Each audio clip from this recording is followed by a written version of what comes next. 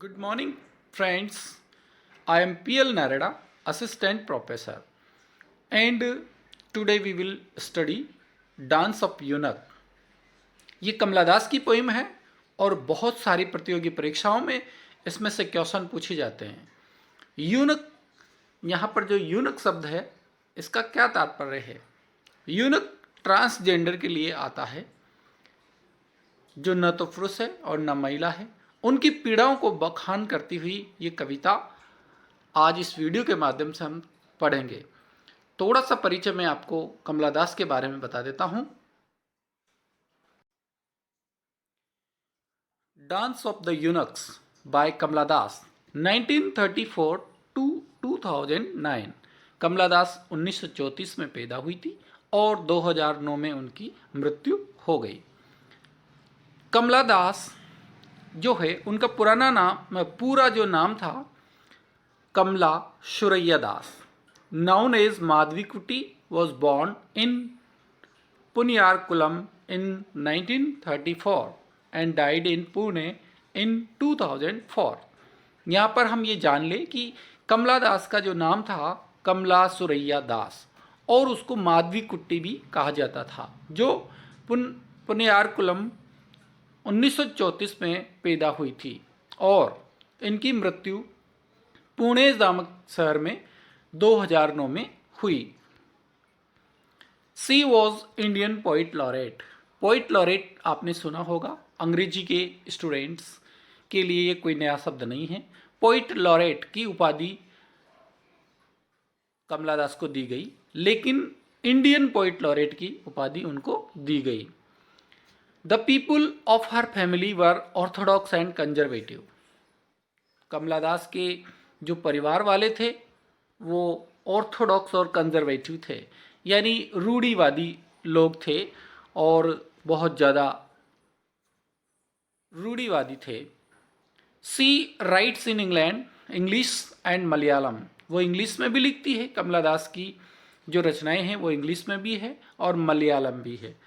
कभी कभी क्वेश्चन पूछा जाता है कि क्या कमला दास इंग्लिश के अलावा किसी भाषा में लिखती है, तो यहाँ पर आपको ध्यान होना चाहिए वो मलयालम में लिखती है। She was married at the age of 15। 15 वर्ष की उम्र में उसकी शादी हो गई, बहुत जल्दी उसकी शादी हो गई। She defines marriage as a spiritual and emotional bond. वह शादी को आध्यात्मिक और भावनात्मक बॉन्ड कहती है। बंधन, बॉन्ड का मतलब होता है बंधन, शारीरिक नहीं बल्कि आध्यात्मिक और इमोशनल यानी भावनात्मक बंधन शादी के लिए उन्होंने कहा। This poem tells the frustration of the eunuchs. यहाँ पर ये जो कविता है इसमें हमें फ्रस्ट्रेशन बताई गई है। फ्रस्ट्रेशन किन की? यूनक की। जो यूनक होते हैं ट्रांसजेंडर जिनको कहते हैं, या तीसरी प्रजाति जिनको हम कह सकते हैं, तीसरा जेंडर, उनकी फ्रस्ट्रेशन यानी वो उनके अंदर जो झुंझलाहट होती है, फ्रस्ट्रेशन का मतलब होता है झुंझलाहट, उसको इसमें बताया गया है। Summer in Calcutta was written in 1965। Kamala Das की एक रचना है जिसका नाम है समर इन कैलकाटा, जो 1965 में लिखी गई थी। My story is an autobiographical prose in 1975। Kamala Das ने उनकी आत्मकथा लिखी जो 1975 में पब्लिश हुई और जिसका नाम है my story. She got Kerala Sahitya Akademi award in 1969। 1969 में उनको केरल साहित्य अकादमी का पुरस्कार भी मिला। She wrote the descendants in 1967, the old playhouse in 1973। The dance of the eunuch is the first poem of the volume summer in Calcutta. अभी हाल थोड़ी देर पहले मैंने जो आपको बताया 1965 में उन्होंने समर इन कैलकाटा बुक लिखी और उस बुक में जो पहली जो कविता है वही है द डांस ऑफ यूनक। ये उसकी पहली ही कविता है। अब आइए हम यहाँ पर इस कविता का लाइन टू लाइन अर्थ समझते हैं।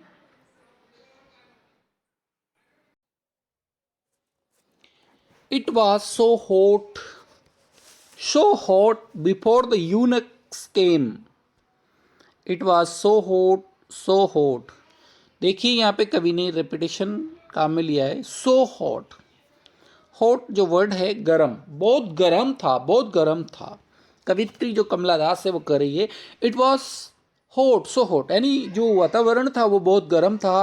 Before the eunuchs came, eunuchs आए उससे पहले. यूनक जो है तीसरे जेंडर के जो व्यक्ति है वो आए उससे पहले वहाँ पर बहुत ही गर्म वातावरण फैला हुआ था. वातावरण में बहुत ज़्यादा गर्मी वहाँ पर थी. टू डांस, और वो क्यों आए? टू डांस, डांस के लिए. Wide skirts going round and round, wide skirts going round and round. उन्होंने जो स्कर्ट्स पहन रखी थी वो गोल गोल घूम रही थी. जब यूनक डांस के लिए आए और जब वो डांस करने लगे तो उनकी स्कर्ट्स जो है वो गोल गोल घूम रही थी.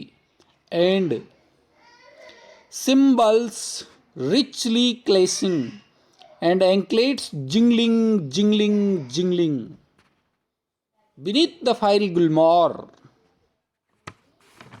अब यहां पर देखिए wide skirts going round and round, उनकी जो स्कर्ट्स थी वो गोल गोल घूम रही थी.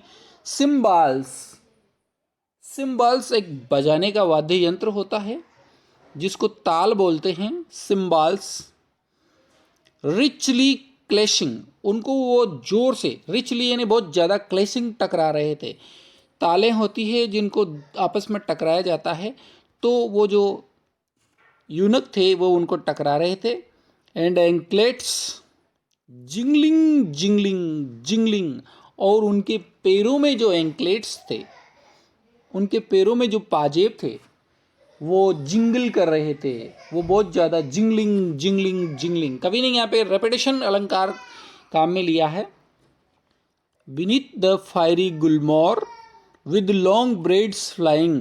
बीनीथ द फायरी गुलमोर, वहाँ पे गुलमोर का जो पौधा था उसकी छाया में. अब देखिए यहाँ पे बीनीथ द फायरी गुलमोर, गुलमोर का जो पौधा होता है, जो पेड़ होता है, उसके नीचे वो थे. लेकिन फायरी गुलमोर यानी उसके नीचे भी आग बरस रही थी. लॉन्ग ब्रेड्स फ्लाइंग, ब्रेड्स का मतलब होता है पीथा, उनके जो लंबे लंबे जो पीथे बंधे हुए थे, फ्लाइंग वो उड़ रहे थे. उन यूनक के जो फीते बंधे हुए थे जब वो गोल गोल नाच रहे थे तो वो उड़ रहे थे. डार्क आइज फ्लैशिंग, और उनकी जो काली आंखें थी, डार्क आइज फ्लैशिंग, वो चमक रही थी. दे डांस्ड एंड दे डांस, वे नाच रहे थे, वे नाच रहे थे, पूरा जोर लगा रखकर नाच रहे थे. ओह, दे डांस्ड टिल दे ब्लीड, और वे तब तक नाचते रहे जब तक कि उनके खून नहीं निकल गया. दे डांस टिल दे ब्लीड, जब तक उनके खून नहीं निकल गया तब तक वे नृत्य करते रहे, नृत्य करते रहे. There were green tattoos on their cheeks. अब यहाँ पे देखिए जो यूनक है उनकी स्थिति कैसी है. There were green tattoos on their cheeks, उनके गालों पे ग्रीन टेटूज बने हुए थे. टेटूज जो हम बनवा लेते हैं, ऐसे ग्रीन टेटू उनके गालों पे बने हुए थे. जेस्मिन्स इन देयर हेयर, और उनके बालों में जेस्मिन लगी हुई थी. जेस्मिन, चमेली, चमेली के फूल उन्होंने अपने बालों में लगा रखे थे. Some were dark and some were almost fair, वो जो यूनक्स थे उनमें से कुछ काले थे, सम वर ऑलमोस्ट फेयर, और उनमें से कुछ सुंदर भी थे. ऑलमोस्ट फेयर मतलब लगभग सुंदर थे.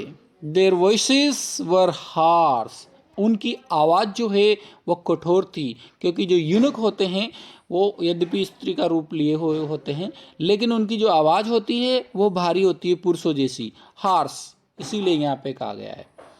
देयर सॉन्ग्स मेलेंकली, उनके जो गाने थे वो मेलेंकली थे. मेलेंकली दुख से भरे हुए, वे गाने जो गा रहे थे वो दुख से भरे थे.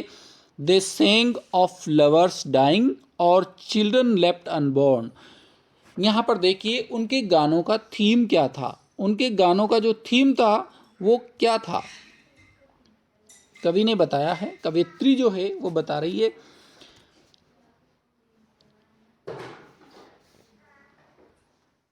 देयर सॉन्ग्स मेलिंकली, उनके गाने उदासी से भरे थे।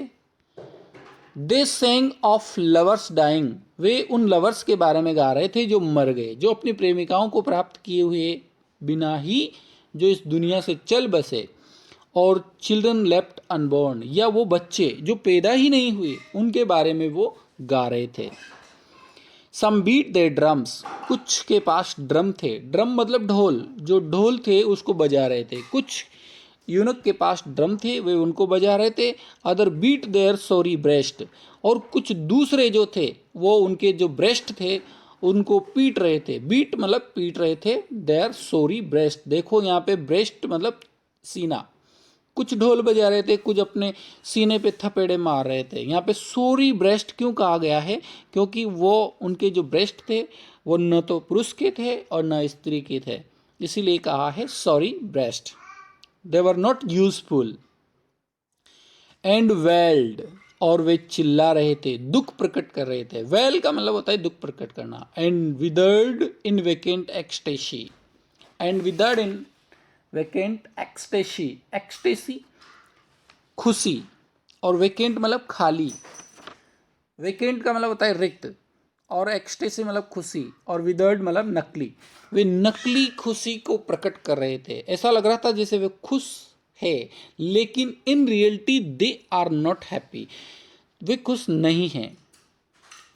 दे were thin in limbs and dry, they were thin in limbs, उनके अंग जो है, उनके अंग प्रत्यंग जो है वो थिन थे। थिन का मतलब होता है पतले, सूखे हुए। एंड ड्राई, ड्राई मतलब सूखे हुए।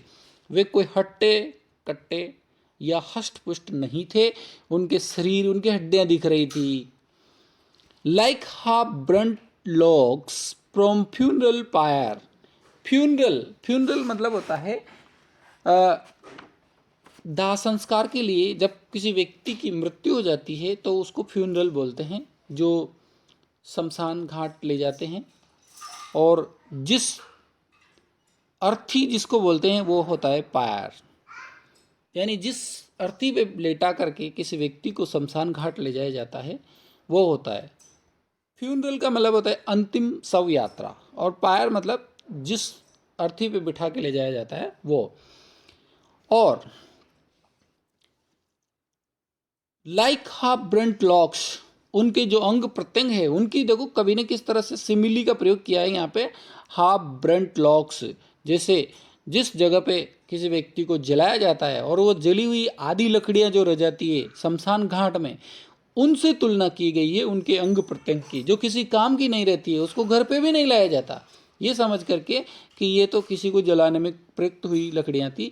इसीलिए उन यूनक को ना तो किसी घर में एंट्री दी जाती है। कितना दुख प्रकट किया है कवित्री ने उनके लिए। Like half burnt locks from funeral fire, a drought and a rottenness were in each of them.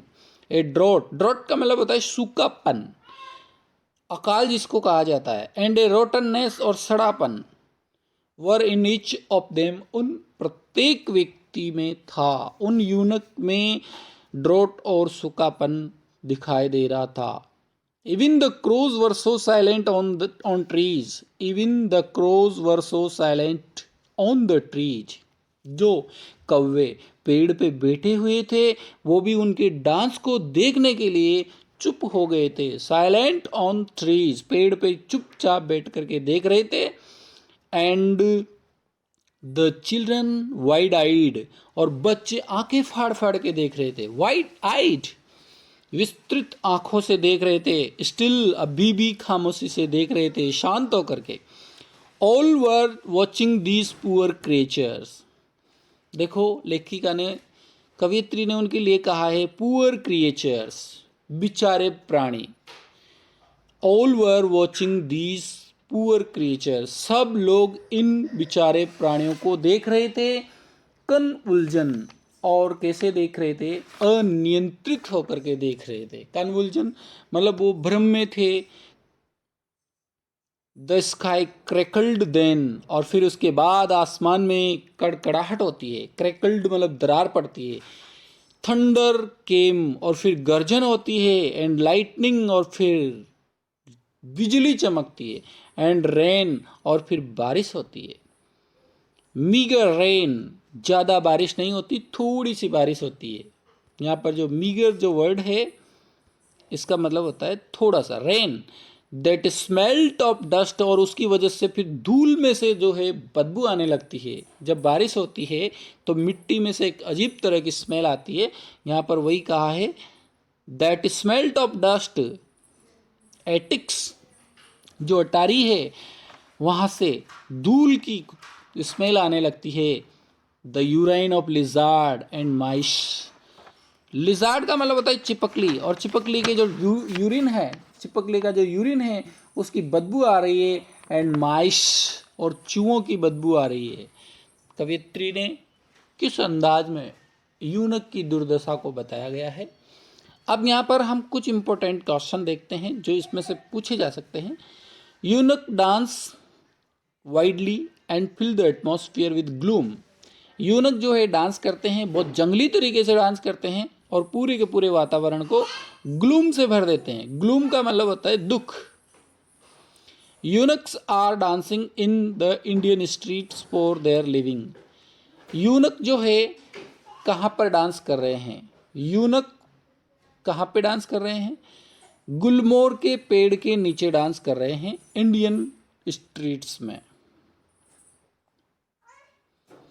It is afternoon, कौन सा समय था? दोपहर का समय था। They have worn skirts, they have long braids, उन्होंने स्कर्ट्स पहन रखे थे, उन्होंने ब्रेड्स लगा रखे थे, पीथे लगा रखे थे। They have jasmine in their hair, उनके बालों में jasmine. And tattoos on their cheeks, और उनके गालों पे टेटू बने हुए थे। They are black some are fair, कुछ यूनक काले थे और कुछ सुंदर भी थे। They are thin and dry, वे थिन थे और ड्राई थे। They sing and dance on cymbal and drums, देखिए वे सिम्बाल्स और ड्रम की तान पे डांस करते हैं। Their anklets are jingling and cymbals are making loud noise, उनके घुंघरू जो है बज रहे थे, जिंगल कर रहे थे, और सिम्बाल जो है वो जोर जोर का शोर कर रहे थे। They are bare feet and bleeding, वे नंगे पैर थे और उनके पैरों से खून बह रहा था। Their voices are harsh and their songs are full of melancholy, उनकी आवाज़ें कठोर थी और उनके गाने जो थे वो मेलेंकली से भरे हुए थे। Their dance is seen by the crows on the trees, उनके जो डांस थे उनको कौवे टहनियों पे बैठ करके देख रहे थे।